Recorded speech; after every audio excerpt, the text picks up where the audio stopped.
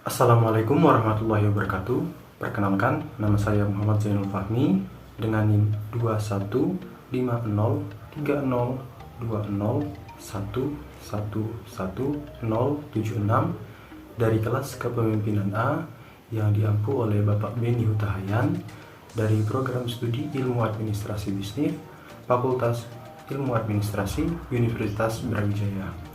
Pada kesempatan kali ini saya akan mempresentasikan mengenai Developing Leadership Skill yang merupakan materi dari kelas kepemimpinan.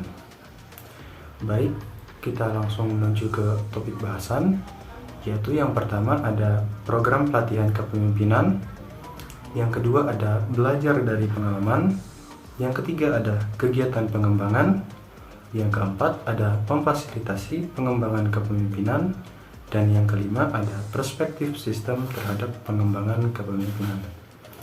Langsung saja kita beralih ke pembahasan. Yang pertama ada program pelatihan. Program pelatihan dibagi menjadi dua, yaitu desain pelatihan kepemimpinan dan efek pelatihan kepemimpinan. Yang pertama ada desain pelatihan kepemimpinan. Efektivitas program pelatihan kepemimpinan sangat bergantung pada seberapa baik sebuah desain pelatihan itu dirancang, yaitu di mana unsur-unsur sebagai berikut menjadi penunjang dalam desain pelatihan. Yang pertama, ada tujuan pelatihan, di mana mengapa pelatihan tersebut dilakukan. Apa sih tujuan dari pelatihan itu dilakukan? Mengapa hal tersebut dilakukan? Dan apa efek jangka panjang dari pelatihan tersebut? Yang kedua, konten berdasarkan analisis kebutuhan, di mana kebutuhan dari pelatihan tersebut apa begitu. Outputnya apa nanti yang akan dikeluarkan dari pelatihan tersebut. Yang ketiga, ada konten yang jelas dan bermakna. Yang keempat, ada urutan konten. Yang kelima, ada metode pelatihan. Nah, di metode pelatihan ini, metode seperti apa sih pada pelatihan tersebut yang akan digunakan dalam menunjang program pelatihan yang akan dilakukan. Yang keenam, ada kesempatan untuk praktik aktif. Yang ketujuh ialah umpan balik yang relevan dan tepat waktu. Yang kedelapan, membangun kepercayaan diri peserta pelatihan. Yang kesembilan, beberapa metode pengiriman. Yang kesepuluh, beberapa sesi pelatihan di interval. Selanjutnya ada pelatihan kepemimpinan. Terdapat beberapa kriteria untuk menilai efektivitas dari program pelatihan kepemimpinan formal, yaitu ada reaksi sikap peserta, di mana hasil dari pelatihan tersebut dievaluasi. Bagaimana sih reaksi dari pelatihan?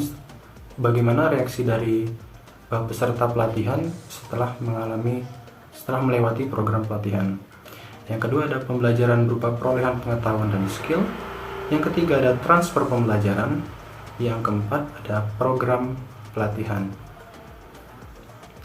Selanjutnya ada belajar dari pengalaman. Nah, belajar dari pengalaman ini terdapat 3 unsur di dalamnya, yaitu ada jumlah tantangan, ada berbagai tugas dan penugasan, serta umpan balik. Nah, ketiga unsur ini membentuk belajar dari pengalaman sehingga dapat diimplementasikan dalam persoalan di lapangan kerja begitu. Nah, di jumlah tantangan, situasi yang menantang adalah situasi yang melibatkan masalah yang tidak biasa untuk dipecahkan, hambatan yang sulit untuk diatasi, dan keputusan yang berisiko untuk dibuat. Beberapa contoh situasi menantang seperti reorganisasi, menerapkan perubahan besar, dan mengatasi kondisi bisnis yang tidak menguntungkan perusahaan.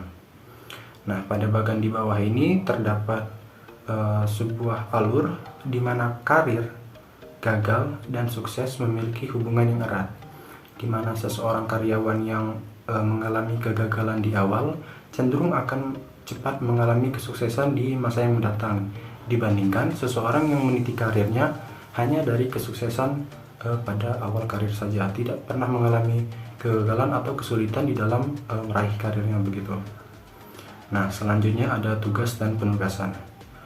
Pertumbuhan dan pembelajaran akan menjadi lebih besar ketika pengalaman kerja beragam dan juga menantang. Nah, di sini tugas kerja dan penugasan tersebut berbeda definisi begitu. Nah, tugas atau kerja sendiri merupakan pengalaman kerja yang beragam yang mengharuskan manajer untuk beradaptasi dengan situasi baru dan menangani jenis masalah baru. Sedangkan penugasan merupakan cara untuk memberikan berbagai tantangan pekerjaan bagi para calon yang ingin mengikuti pelatihan kerja begitu. Selanjutnya ada umpan balik. Umpan balik atau feedback merupakan pembelajaran yang didapat dari lingkungan di mana kita mendapatkan umpan balik tersebut guna pembelajaran lebih banyak yang terjadi selama tugas operasional ketika mendapatkan umpan balik yang akurat tentang perilaku mereka. Nah, di bawah ini terdapat bagan tentang perilaku, umpan balik serta analisis yang berhubungan begitu dari perilaku, umpan balik, analisis. Nah, di mana perilaku ini akan menimbulkan umpan balik dari sekitar kita begitu, baik itu dari bawahan, dari kolega, maupun dari atasan kita. Nah, nantinya umpan balik tersebut akan dianalisis menjadi output di mana kita bisa menilai apa sih kelebihan atau kekurangan kita selama kita di lapangan kerja begitu. Nah, kita beralih ke kegiatan pengembangan. Kegiatan pengembangan ini terdapat beberapa unsur begitu di dalamnya.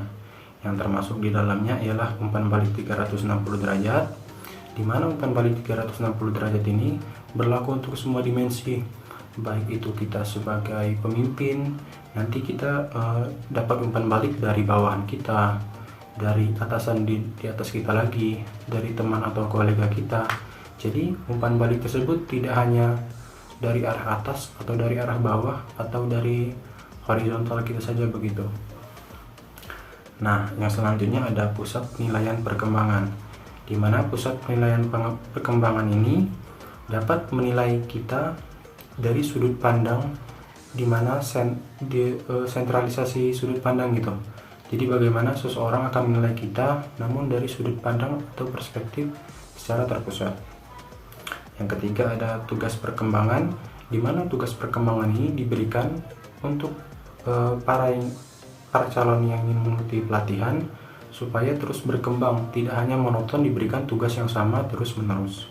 Nah, di dalam mentoring ini kita akan berbagi sharing pengalaman gitu dengan atasan atau dengan pelatih kita yang melatih kita di dalam program pelatihan.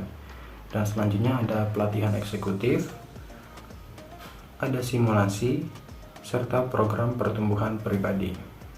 Selanjutnya ada memfasilitasi kegiatan pengembangan. Yang pertama adalah dukungan dari bos, iklim belajar, kriteria penugasan perkembangan. Yang pertama ada dukungan dari bos. Seberapa besar dorongan dan dukungan yang diberikan atasan untuk kegiatan pelatihan dan pengembangan merupakan penentu dari motivasi seseorang untuk belajar dan menerapkan keterampilan kepemimpinannya. Berikut ini di samping adalah beberapa hal yang dapat dilakukan oleh manajer sebelum pelatihan dimulai. Yang pertama ada menginformasikan bawahan tentang peluang mendapatkan pelatihan.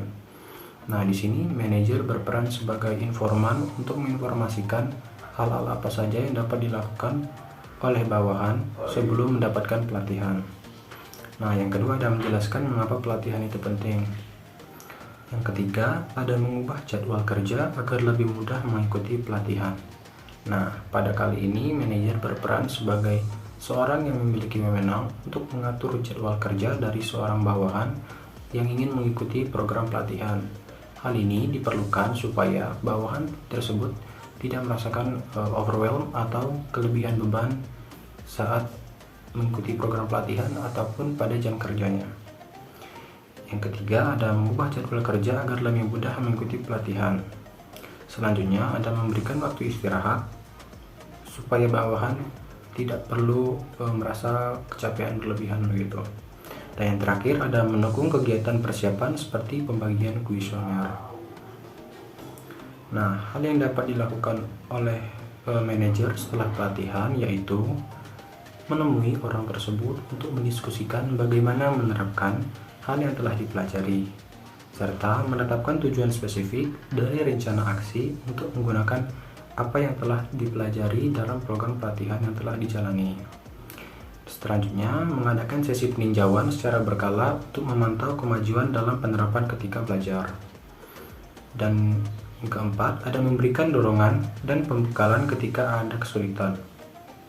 Dan yang terakhir, memberikan contoh bagi peserta pelatihan dengan menggunakan keterampilan itu sendiri yang telah dipelajari dalam program pelatihan. Selanjutnya ada iklim belajar. Banyak hal yang bisa dilakukan untuk menciptakan dan memelihara iklim yang mendukung pembelajaran. Yang pertama, membuat tugas pekerjaan menarik. Nah, di sini tugas manajer dapat memvariasikan pekerjaan bagi bawahan supaya tidak monoton begitu. Dan karyawan pun dengan senang hati melakukan pekerjaan baru tersebut untuk meningkatkan kemampuannya dalam menyelesaikan masalah. Yang kedua, ada menetapkan jadwal kerja. Yang ketiga, memberikan dukungan keuangan. Yang keempat, mengatur pembicaraan khusus dengan karyawan. Yang kelima, menetapkan program cuti panjang. Yang keenam, menetapkan program konseling karir. Yang ketujuh, membuat perjanjian keterampilan. Yang kedelapan, membuat kenaikan gaji. Yang kesembilan, memberikan penghargaan kepada karyawan. Dan yang kesepuluh, menggunakan simbol atau slogan sehingga karyawan pun memiliki inisiatif untuk memulai begitu. Selanjutnya ada kriteria penugasan perkembangan. Menugaskan pekerjaan yang menantang kepada seorang yang belum memiliki semua keterampilan yang diperlukan dapat meningkatkan perkembangan. Namun, ada juga risiko kesalahan dan kegagalan yang serius. Hal ini tidak mengherankan jika sebagian besar organisasi mencoba memilih orang dengan keterampilan terbaik untuk posisi manajerial. Selanjutnya, ke perspektif sistem terhadap pengembangan kepemimpinan yang memiliki 4 sub bidang dalamnya, yaitu hubungan antar pendekatan, mengintegrasikan kegiatan pengembangan, pengembangan kepemimpinan untuk organisasi, dan yang terakhir pedoman pengembangan diri. Yang pertama, hubungan antar pendekatan. Terkadang pendekatan yang berbeda digunakan bersamaan satu dengan yang lainnya. Proyek pembelajaran tindakan sering menggabungkan pelatihan formal dengan belajar dari pengalaman, dan peserta didorong untuk menggunakan kegiatan swadaya dan pembinaan rekan untuk memperoleh pengetahuan tambahan yang diperlukan untuk proyek tersebut. Selanjutnya ada mengintegrasikan kegiatan pengembangan. Di sebagian besar organisasi ada sedikit integrasi pelatihan kepemimpinan dan kegiatan pengembangan satu dengan yang lainnya. Dengan praktik sumber daya manusia terkait tersebut, penilaian kerja, konseling karir, dan perencanaan aksi dapat menjadi sebuah kesinambungan yang lancar. Selanjutnya, pengembangan kepemimpinan untuk organisasi. Jika kepemimpinan adalah proses bersama yang melibatkan kerjasama banyak orang, maka pengembangan kepemimpinan juga harus mempertimbangkan bagaimana mempersiapkan orang untuk berpartisipasi dalam proses kolektif. Pengembangan individu tetap penting, tetapi ada juga kebutuhan untuk mengembangkan proses kepemimpinan yang efektif dalam tim dan organisasi. Yang selanjutnya ada pedoman pengembangan diri. Fokus pada bab ini ialah pada apa yang dapat dilakukan organisasi untuk mengembangkan keterampilan para calon pemimpinnya, bukan pada apa yang dapat dilakukan individu untuk mengembangkan keterampilan ini. Nah, pedoman pengembangan diri ini terdapat beberapa unsur, yaitu mengembangkan visi pribadi untuk tujuan karir, mencari mentor yang tepat, mencari tugas perkembangan yang menantang, memanfaatkan jejaring sosial, meningkatkan pemantauan diri, mencari umpan balik yang relevan, belajar dari kesalahan, bersikap skeptis terhadap jawaban yang mudah, serta belajar melihat peristiwa dari berbagai perspektif. Baik, terima kasih. Saya rasa cukup untuk pertemuan pada kali ini mengenai materi developing leadership skill pada kelas kepemimpinan. Lebih dan kurangnya saya mohon maaf. Wassalamualaikum warahmatullahi wabarakatuh.